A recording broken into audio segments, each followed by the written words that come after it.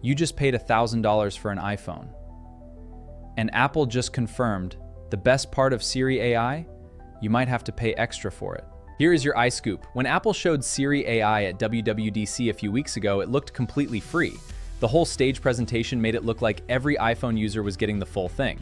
Then iOS 27 beta dropped. And buried inside the details, Apple quietly confirmed that certain Siri AI features have daily usage limits. Basic Siri tasks like reminders and weather questions run on your device and are unlimited. But the heavy stuff like image generation and deep visual intelligence, those have daily caps.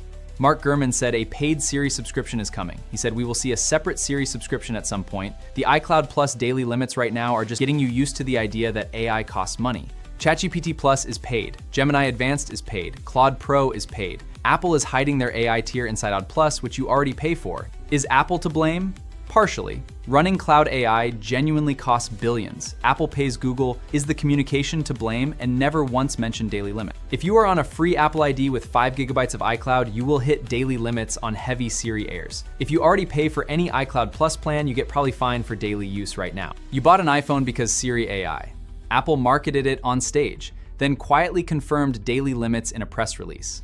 I want your honest answer on this thing. Drop it in the comments. Siri AI daily limits was dropped. Not because the limits are unreasonable, but because Apple hid them. I will track every Siri AI update. Follow iScoop, your daily Apple scoop, right here.